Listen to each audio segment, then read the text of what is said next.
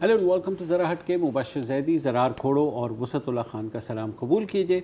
आज हम एक इंतहाई अहम मौजू पर बात करेंगे जिसका ताल्लुक़ 2 फरवरी को होने वाले एक एक्सीडेंट से है जो इस्लामाबाद के श्रीनगर हाईवे पर हुआ, जहां 4 नौजवान जाँ बहक हुए, जिसकी वजह ये थी कि एक कॉन्वॉय था जिसमें इस्लामाबाद में जो वफाकी मुहतसिब बराए ख़वातीन हैं कशमाला तारिक, जो सियासतदान भी रही हैं, उनके शौहर वक़ास खान और उनका बेटा जो है वो 2 गाड़ियों में सफ़र कर रहे थे। श्रीनगर हाईवे पर ये एक्सीडेंट हुआ और 4 लोग जाँ बहक हो गए। पुलिस ने जो एफआईआर दर्ज की, वो कंप्लेनेंट जो सर्वाइवर था उसमें एक शख्स, उसके कहने पर की इनके बेटे अजलान खान के नाम पर। मगर कशमाला तारिक बाद में उन्होंने प्रेस कॉन्फ्रेंस की और उन्होंने कहा ये गाड़ी जो है उनका बेटा नहीं चला रहा था बल्कि ड्राइवर चला रहा था। और इस तरह पुलिस ड्राइवर ख़ुद गया, पुलिस को अपने आप को हवाले किया, मगर पुलिस ने उसको बाद में रिहा कर दिया क्योंकि कंप्लेनेंट बज़िद था कि ये गाड़ी जो है अजलान खान ही चला रहे थे। अब ये केस आगे बढ़ता है और उस वक्त भी हमने यही कहा था कि बहुत सी चीज़ें इसमें देखनी होंगी, मसलन सीसीटीवी फुटेज वो सामने नहीं आई, वो क्या हुआ आइडेंटिफाई नहीं हो सका, मोटरवे से वो लोग आए थे, वहाँ के कैमरास में आइडेंटिफाई नहीं हो सका। तो अजलान खान जो थे उन्होंने प्री अरेस्ट बेल करवा ली, ड्राइवर ऑलरेडी छूट गया। फिर अब ये ख़बर आई है कि परसों जो है जाँ बहक होने वाले 2 अफराद के वालदैन ने एक राज़ीनामा जमा कराया है मोहम्मद सोहेल फ़ाज़िल, एडिशनल सेशन जज ईस्ट इस्लामाबाद की अदालत में, जहाँ ये मुकदमा चल रहा है। और उन्होंने कहा है कि वो अल्लाह के नाम पर कशमाला तारिक और अजलान ख़ान को और ड्राइवर जो है फैज़ुल्लाह उसको माफ़ करते हैं, और साथ ही ये भी कहा कि उनके ख़िलाफ़ वो किसी किस्म की भी कानूनी कार्रवाई नहीं करना चाहते। अदालत ने फिर जब ये एफिडेविट आए 2 जाँ बहक के लवाहिकीन की जानिब से, तो अदालत ने उनको फ्लोर पे भी, रोस्ट्रम पे भी बुलाया और उनसे पूछा कि आपने अपनी मर्ज़ी से बयान दिया है। उन्होंने कहा जी बिल्कुल, हम अल्लाह के नाम पर इनको माफ़ कर रहे हैं। 4 जाँ बहक अफराद में से 2 के लवाहिकीन ने एफिडेविट दिया है, मज़ीद एफिडेविट भी आ रहे हैं, मगर कंप्लेनेंट बज़िद हैं कि नहीं वो किसी किस्म की सुलह नहीं करेंगे।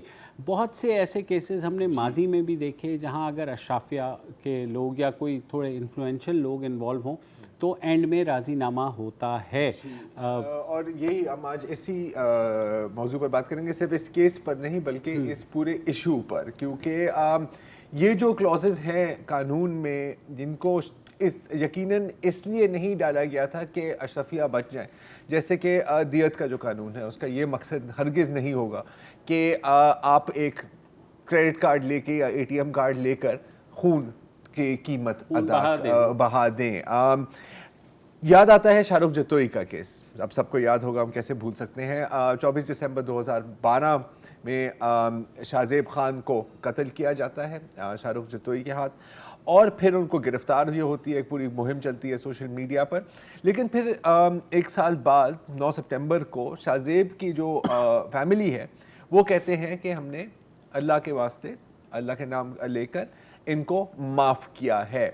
अच्छा, अब ये केस क्योंकि थोड़ा एक्सेप्शनल था, बहुत ज़्यादा इसकी कवरेज मिली थी, तो फिर चीफ जस्टिस इफ्तिखार चौधरी साहब ने एक बड़ा लार्जर बेंच बनाकर उसको मोटो बिल लिया और उस कॉम्प्रोमाइज़ डॉक्यूमेंट को रिजेक्ट करते हैं।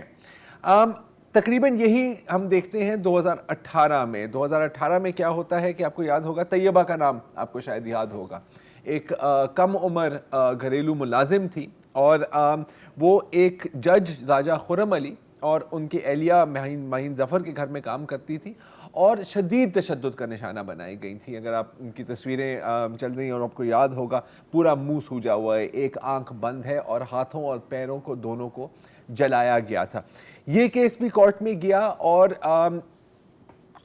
In short time only Taiba के वालिदैन ने भी एक माफ़ीनामा साइन किया। अच्छा, यहाँ पर भी क्योंकि जिस नोयत का केस था और जिस किस्म की पब्लिसिटी उन्हें मिली थी, तो जज ने वो माफ़ीनामा रिजेक्ट कर दिया। लेकिन ये दोनों केसेस में आप देख रहे हैं ये सिस्टम नहीं है, ये जज और अदालत की सवाबदीद पर था। उन्होंने नहीं अलाउ किया तो नहीं अलाउ किया। एक और केस है जिसके बारे में बहुत कम बात की जाती है, लेकिन ज़रूरी है कि मैं उसका जिक्र करूं, और ये था बुशरा इफ्तिखार का केस। 2020 की बात है शायद।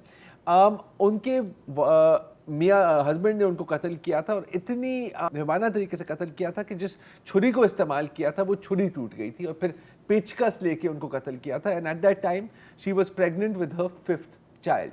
اس کیس کا میں ذکر اس لیے کر رہا ہوں کیونکہ اس سے پہلے اس شخص نے 2-3 اور حملے کیے تھے, قتل اٹیمپٹڈ مرڈر کے کیسز بھی تھے, لیکن ہر دفعہ پیسے دے کر یا کہیں سے پریشر ڈلوا کر صلح ہو جاتی تھی. تو بشرا بی بی کا جو بھائی تھے ان کا کہنا تھا کہ ہر اس طرح کے کیس کے بعد وہ یہ اس بات میں سیکیور ہو گیا کہ جی مجھے تو کوئی ہاتھ نہیں لگا سکتا, کچھ بھی ہوگا میں پیسے دے دوں گا, میں معافی کروا لوں گا, چیز ہٹ جائے گی.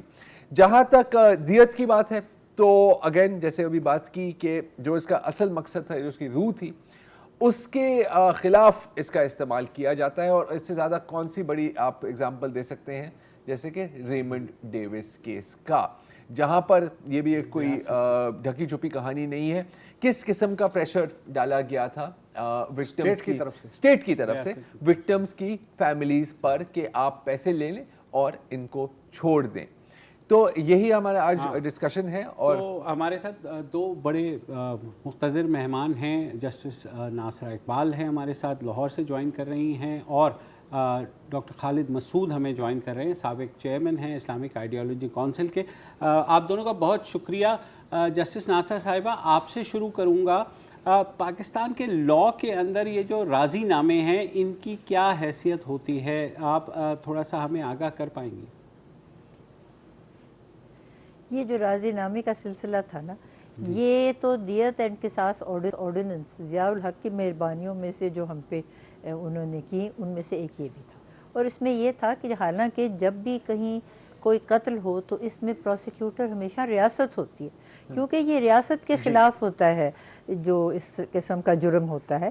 لیکن انہوں نے کہا کہ نہیں, اسلامی قوانین کے مطابق یہ جو خاندان ہوتا ہے, جو شخص قتل ہو گیا ہے, وہ قاتل سے قصاص حاصل کر سکتے ہیں, یعنی کہ وہ خود اس کو اسی انداز میں قتل کر سکتے ہیں جس انداز میں وہ مقتول قتل ہوا, یا اگر چاہیں تو اس سے صلح کر لے اور اس میں وہ ان سے دیت وصول کر لے, یا جیسے آپ نے ابھی بتایا فی سبیل اللہ, جیسے یہ کشمالہ طارق کے بیٹے کے کیس میں ہوا کہ وہ بظاہر کچھ نہیں لیتے اور فی سبیل اللہ یہ آپس میں ان کا راضی نامہ ہو سکتا ہے. اس کے بعد اس پہ بہت سارے ایسے واقعات ہوئے جو آپ نے بیان کیا, لیکن آپ کو معلوم ہے کہ اس طرح کے کیسز میں ہمیشہ ایک ریزرویشن رہی, اور وہ رہی سول سوسائٹی کی طرف سے کہ یہ جو واقعات ہے یہ سارے معاشرے پہ اثر انداز ہوتے ہیں.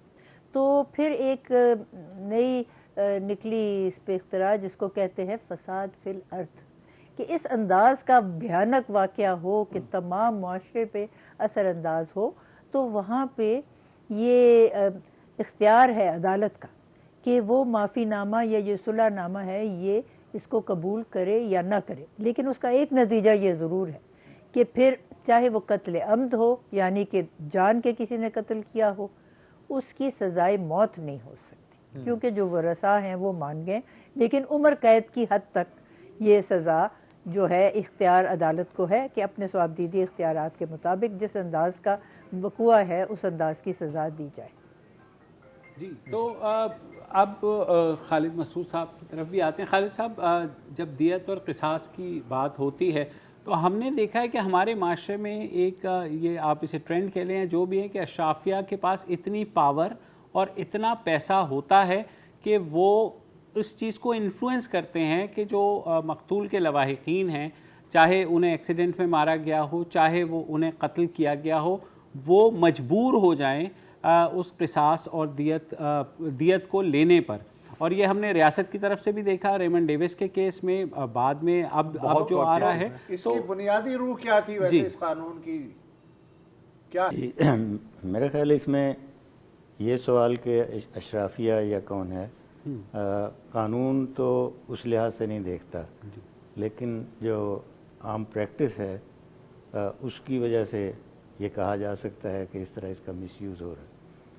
لیکن جو اصل چیز ہے میرے خیال اس پہ گفتگو ہونی چاہیے کہ یہ دیت اور قصاص کا جو قانون تھا اس کو کئی سال لگے. اس کا ڈرافٹ 1979 میں ہو گیا تھا, پھر یہ چلتا رہا, اور 1997 میں پھر آخر جا کے یہ پارلیمنٹ سے پریزیڈنٹ کے دستخط سے ہوا. تو اس میں جو ریلکٹنس تھی اس کی وجوہات پر بھی غور کرنا چاہیے. میں اس سے شروع کروں گا کہ یہ ایک طرح کا ریفارم تھی عرب ٹرائبل لاء میں، جو عرب جاہلیت میں، جاہلی دور میں جو اس کا قتل کا ایک سلسلہ جاری ہوتا تھا، پھر اس کا انتقام نسل در نسل چلتا تھا. اس میں قرآن کریم میں یہ ایک ریفارم دے کے اس کو کہا گیا کہ اس میں زندگی ہے، حیات ہے. تو قصاص کا جو تھا وہ اس میں 2-3 چیزیں سامنے آئیں. ایک تو یہ کہ وہ برابری کے پر ہوگا، یعنی یہ نہیں کہ مرد کے لیے عورت کو اور مرد کے لیے کسی غلام کو یا آزاد کے لیے کسی غلام کو، یا ان میں کوئی تفاوت ہوگا. پہلی چیز تو یہ کی گئی. دوسری یہ چیز کی گئی کہ جس شخص نے بھی کیا ہے صرف وہی ذمہ دار ہوگا، پورا قبیلہ یا پورا ٹرائب نہیں ہوگا. پھر اس میں جو فرق کیا گیا قرآن کریم کی حد تک کہ وہ جان بوجھ کر کیا گیا یا غلطی سے ہوا. تو یہ ساری چیزیں جو ہے نا اس قانون میں آئی ہیں، لیکن اس میں جو چیز نہیں آ سکی وہ قرآن کا اصل جو مقصد تھا وہ ایک دوسری، یہ ساری آیات جو ہے نا سورہ البقرہ کی اور النساء کی ہیں. سورہ المائدہ میں جو اصول ہے، اصل اصول وہ یہ ہے کہ جس نے کسی بھی انسانی جان کو قتل کیا اور اس میں یا تو اس نے اس کو کسی قانون کی بنیاد پہ کیا یا اس کو کسی فساد کو روکنے کے لیے کیا. یہ جو 2 شرطیں اس میں بیان ہوئی ہیں اس سے یہ اندازہ ہوتا ہے کہ یہ ریاست کی طرف سے اس کے قانون پر عمل درآمد کے لیے یا قانون پر فیصلہ کرنے کے لیے ریاست کے اختیار کی بات ہو رہی ہے. ریاست کے اختیار کی بات ہو اور رہی اس ہے. میں یہ ڈاکٹر کہا صاحب گیا سے ایک کلامی کے لیے معذرت، ہم یہاں پر ایک وقفہ لیں گے اور اسی کو پھر ہم آگے لے جاتے ہیں آفٹر دی بریک.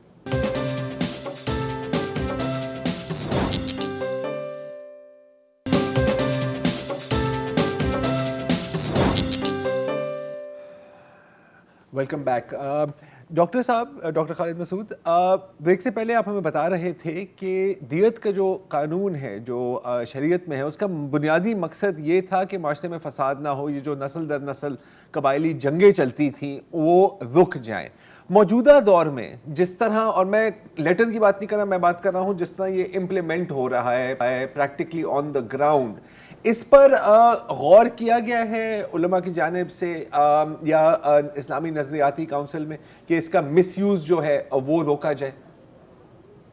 میرے زمانے میں تو یہ نہیں تھا، اس سے پہلے یہ قانون ہو چکا تھا. جی نہیں، میں جس بات کی طرف آ رہا ہوں، جی اور جسٹس ناصرہ نے ان کی طرف بہت اچھے طریقے سے اشارہ کیا ہے.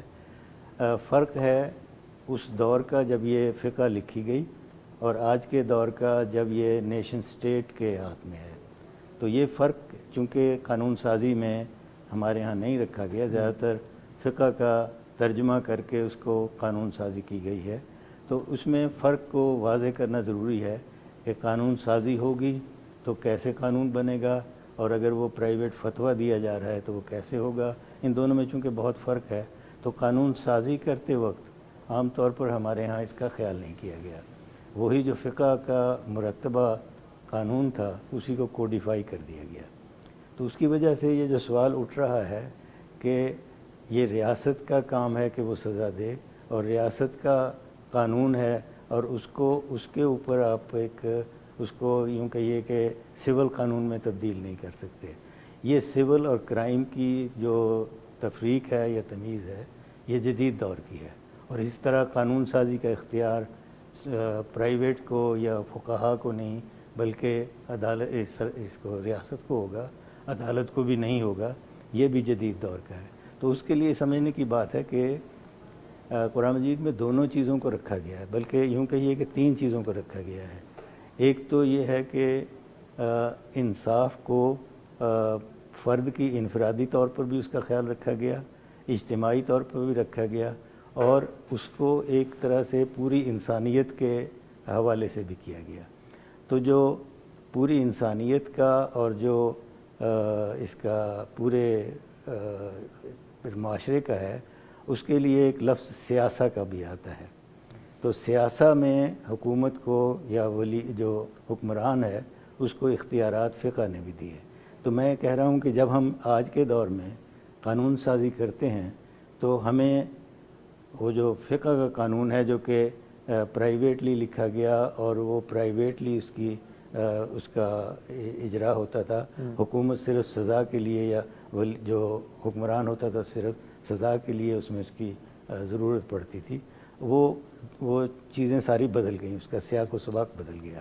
تو یہ اس میں خیال نہیں رکھا گیا، اسی لیے ریلیکٹنس تھی. اور پھر آخر جب یہ شرعی عدالت نے اس کو لیا، ہائی کورٹ نے لیا، یہ ساری جب بحثیں ہوئیں تو اس کے بعد یہ پھر فقہ کا ہی جو کوڈیفیکیشن تھا اس کے قریب رہتے ہوئے وہ قانون بن گیا. ناصرہ صاحبہ، میں آپ کی طرف آؤں گا. یہ جو راضی نامے سے پہلے کے مراحل ہوتے ہیں، مثلا اگر آپ انفلوئنشل ہیں تو ظاہر ہے پولیس کو بھی انفلوئنس کر سکتے ہیں. مطلب اگر آپ ساہیوال والے واقعے کی بات کریں، یہاں تو ریاست نے جو ہے جو لوگ جاں بحق ہوئے اور سرکاری اہلکاروں کے ہاتھوں ہوئے، اس بارے میں بھی اس میں بھی اس قانون کو استعمال کیا گیا. تو جب ریاست خود یہ کر رہی ہوگی تو ظاہر ہے نچلی سطح پر پھر خود بخود ایک نظیر بنتی جائے گی. بالکل آپ نے صحیح فرمایا، لیکن جو وضاحت سے سارا قانون کی بنیادی جو مقصد تھا جو بیان کیا ہے مسعود صاحب نے، اس سے بہتر تو میں سمجھتی ہوں کوئی میں کر ہی نہیں سکتی. جو ارادہ ہے یا مقصد ہے یہ دیت اور قصاص کے قانون کا، جیسے انہوں نے کہا بنیادی طور پہ یہ ہے کہ جہاں قبائلی آپس میں اختلافات ہوتے تھے اور نسل ایک دوسرے کے ساتھ ان کے ہوتے تھے جنگیں، اور پھر ایک دوسرے کو مارنا، اور یہاں پاکستان میں بھی یا جو ہمارا پاک و ہند کا بر صغیر تھا وہاں یہی ہوتا تھا کہ خاندانی جو آپس میں ہوتی تھی عداوت وہ نسل در نسل چلتی تھی، اور اگر یہ بیچ میں صلح ہو جائے اور راضی نامہ ہو جائے تو یہ مزید خون بہنے سے کم رک جائے. تو اس لحاظ سے تو یہ جو ہے یہ فرگیونس اور راضی نامے کا قانون ہے. دوسری طرف جو ہے قصاص کا قانون وہ ریٹیلیشن کا ہے کہ جس انداز میں بھی قتل کیا گیا، قتل عمد جو جان بوجھ کے کیا گیا، اس کا بدلہ جو ہے وہ ورثاء لے سکتے ہیں. لیکن اگر ورثاء صلح اس انداز میں کر لیں جس میں لگے کہ ان کو دھمکایا گیا ہے یا ان کو ڈرایا گیا ہے یا ان کو ایک بااثر طبقے نے ان کے اوپر ڈالا ہے یہ سارا بوجھ کوئرشن کا، تو جیسے یہ شاہ رخ خان کے کیس میں ہوا تھا، حالانکہ اس کا والد تو ایک پولیس والا تھا، خود ڈی ایس پی تھا شاید، لیکن وہ جو خاندان تھا شاہ رخ کا، انہوں نے اتنا زیادہ، وہ تو تھے نا جو فیوڈلز ہیں، انہوں نے اتنا زیادہ پریشر ڈالا کہ بالآخر ان کو کرنا پڑا راضی نامہ. اور میرا خیال ہے وہ تو ملک سے بھی چلے گئے تھے اس کے بعد، اتنا زیادہ ان کو ٹیررائز کیا تھا. جسٹس صاحبہ، اور وہ جو شاہ رخ خان تھا یہاں ایک یہی اب مین مسئلہ یہاں یہ آتا ہے کہ کورٹ کیسے ڈٹرمن کرے کہ ان پر کوورژن ہوئی ہے یا نہیں ہوئی ہے. مطلب آپ روسٹرم پہ تو بلا لیتے ہیں اور وہ کہہ دیتے ہیں کہ جی بالکل ہم فی سبیل اللہ کر رہے ہیں. کورٹ کے پاس کوئی پاورز یا اتھارٹی ہو سکتی ہے اور کیسے ہو سکتی ہے کہ وہ ڈٹرمن کرے کہ جی یہاں پر پریشر ڈال رہا ہے اور یہاں پر نہیں ڈال رہا؟ جیسے اکثر ہم نے آنر کلنگ کی کیسز میں ایک زمانے میں یہ ہم نے بہت ہوتے ہوئے دیکھا تھا. ایک وقفہ لیتے ہیں تو پھر اس سوال کرتے ہیں.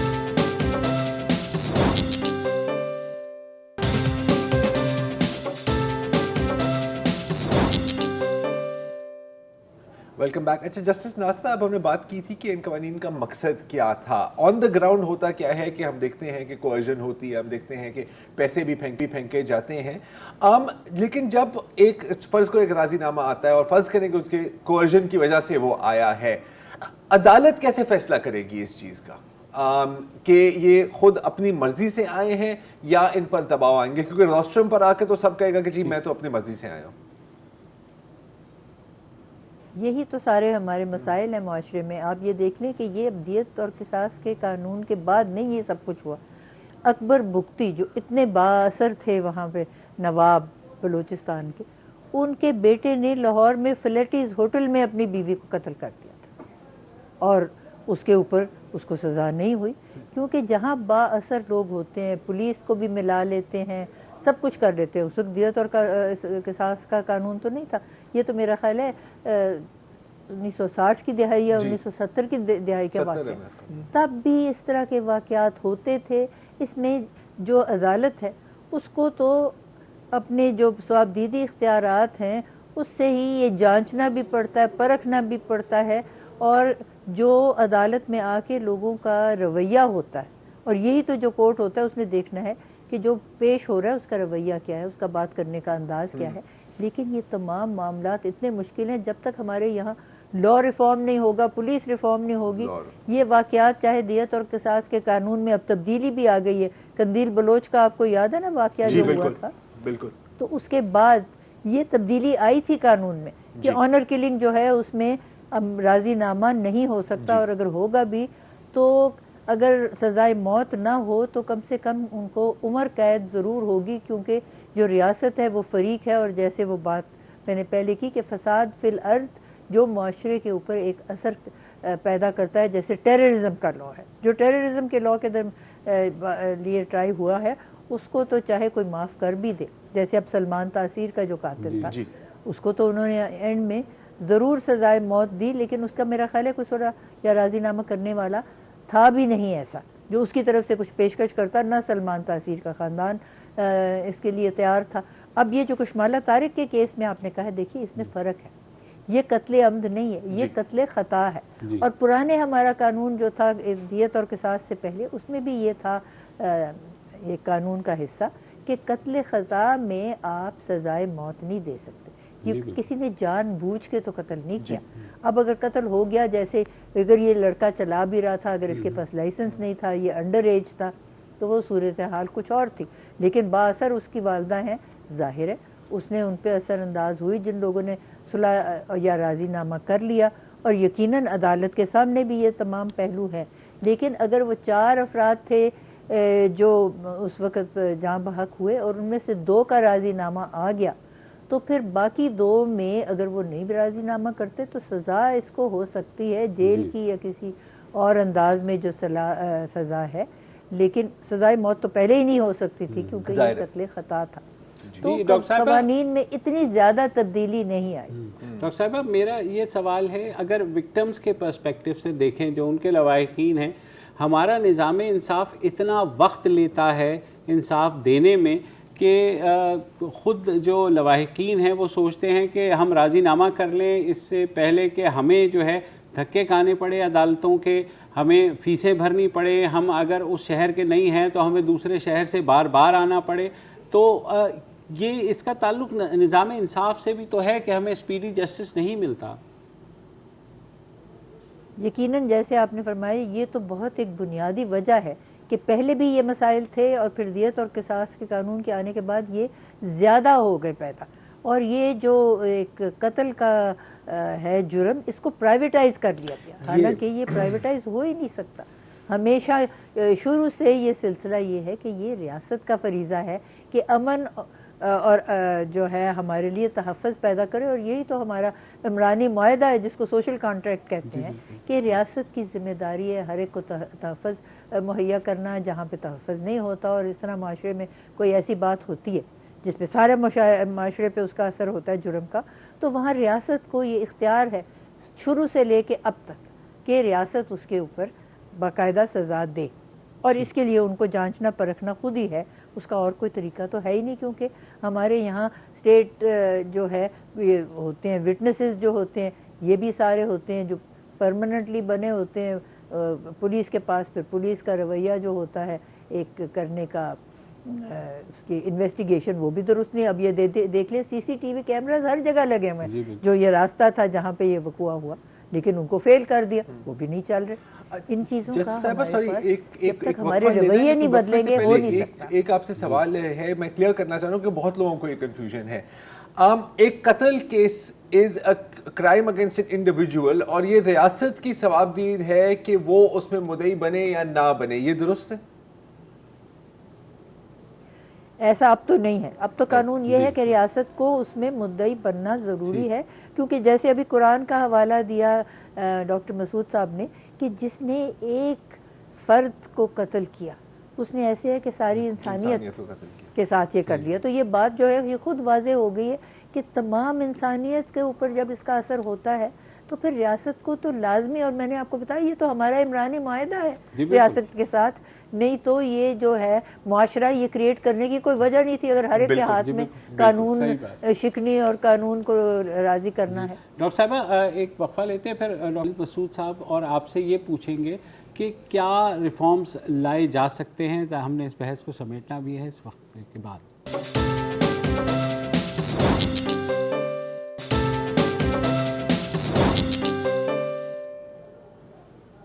Welcome back. زیر بحث قصاص اور دیت جدید ریاست میں. ڈاکٹر خالد مسعود صاحب, یہ جو قوانین تھے ان کی ظاہر ہے ہم اس پہ بات کر چکے ہیں کہ بنیادی روح سماج میں انصاف اور امن کا قیام ہے, لیکن جدید ریاست میں ان قوانین کو جس طرح ریاست اور فرد اور گروہ کی جانب سے مس یوز کرنے کی کوشش کی جاتی ہے, کیا اس مس یوز کو روکنے کے لیے فی زمانہ اصلاحات ممکن ہے جبکہ ہر چیز پہ شور و غوغا اٹھ جاتا ہے؟ بالکل جی, اصلاحات کی ضرورت ہے, لیکن پاکستان میں جو ماحول ہے وہ بالکل جیسے اسی قانون کو کئی سال لگے. اس میں ایک چیز جو ہوئی, دو باتیں میں عرض کرنا چاہوں گا. ایک تو یہ ہے کہ یہ قرآن مجید نے کسٹمری لاء جو تھا اس میں تبدیلی کی, اور وہ کسٹمری لاء کا پورا سسٹم موجود تھا. جو قاضی تھا وہ اس کو اختیار تھا کہ وہ انویسٹیگیشن خود کرے. جو قاضی تھا وہ براہ راست جو کمپلیننٹ ہوتا تھا, جو مدعی ہوتا تھا, مدعا علیہ, ان سب کی باتیں سنتا تھا. تو قاضی کے اختیارات بہت تھے, اور فقہا جو تھے وہ بطور ایکسپرٹ اس کو فتویٰ بھی دیتے تھے, اس کی مشاورت میں بھی آتے تھے. قرآن مجید کی جو آیت ہے سورہ البقرہ کی 178 جس میں یہ معافی کا ذکر ہے, اس میں ایک لفظ آتا ہے فمن عفی لہ من اخیہ, جس نے معاف کیا, جس کو اس کے بھائی نے معاف کر دیا, تو کہتے ہیں فاتباع بالمعروف, تو پھر کسٹم کی مطابق کیا جائے. کسٹم اس کی سپورٹ کے لیے موجود تھا. اب اس میں یہ مس یوز والا مسئلہ تقریباً ختم ہو جاتا ہے جب پورا قبیلہ اور پورا جو کسٹمری سسٹم ہے وہ موجود ہوتا ہے. پھر اس کو آگے قرآن مجید نے کہا وَأَدَاءٌ إِلَيْهِ بِإِحْسَان, یعنی جہاں وہ دیت پہ غور ہو رہا ہے یا دوسری چیز پہ ہو رہا ہے تو یہ ایک طرح سے وکٹمز کے ساتھ احسان یا وکٹم کی فیملی کے ساتھ نیکی کا سلوک ہے, مہربانی کا سلوک ہے. تو اس آیت کو اور اس قانون کو اسی کی روشنی میں فقہا نے آگے دیکھا, اور ہمیں بھی اس کو اسی طرح دیکھنا چاہیے تھا, لیکن ایسا نہیں ہوا, کیونکہ قرآن مجید میں بھی ہے کہ یہ ایک تخفیف ہے, یعنی جو معافی ہے وہ اصل اصول نہیں ہے, نارم نہیں ہے, بلکہ یہ ایک ایکسیپشن ہے. تو اس کو ایکسیپشن کے طور پر لیا جانا چاہیے تھا. اسی وجہ سے اگر آپ دیکھیں تو جو فقہ کے 4 جو سنی اسکول ہیں ان میں اس کے مسئلے میں اختلاف ہے کہ یہ فرد کا حق ہے یا وہ پورے اس کا حدود کا مسئلہ ہے. حدود کا مسئلہ یہ ہے کہ وہ ریاست کا حق ہے کہ اس کو سزا دے. اس میں ایک مثلا مثال کے طور پر اگر ایک جگہ چوری کے لیے لوگ آئے اور اس میں جو مالک ہے, جو لوگ ہیں وہاں, انہوں نے مزاحمت کی اور انہوں نے اس شخص کو قتل کر دیا, تو اس میں جو فقہ حنفی ہے جو سب سے زیادہ اس میں حقوق العباد کی پر زور دیتی ہے, وہ بھی کہتی ہے کہ یہ اب حقوق العباد کا مسئلہ نہیں رہا, یہ اب حدود کا مسئلہ ہو گیا. اس میں ریاست کسی طرح بھی اس کو معاف نہیں کر سکتی, اس میں کوئی کمپرومائز نہیں ہو سکتا. تو یہ سارے اختلافات اور یہ ساری چیزیں موجود ہیں, فقہ رہنمائی کر سکتی ہے, لیکن جب ہم اس کو سیاسی طور پر اور روا روی میں کریں گے تو یہ قانون سازی نہ جدید رہتی ہے نہ ہماری روایت والی رہتی ہے. واہ, بہت خوب. بہت شکریہ ڈاکٹر صاحب اور جسٹس ناصرہ اقبال صاحبہ, آپ دونوں نے بہت گفتگو کی ہے, اور میرے خیال میں جس طرح سے بحث سمیٹی ہے تو نہ صرف ہمیں بلکہ ہمارے ناظرین ہمیں صرف یہ دکھ ہے کہ وقت اتنا قلیل ہمیں ملا ہے کہ ہم انصاف نہیں کر پائے. اس کے لیے میں ہم تینوں کی جانب سے معافی مانگتا ہوں. بہت شکریہ اور دوبارہ زحمت دیں گے آپ کو. تب تک کے لیے خدا حافظ.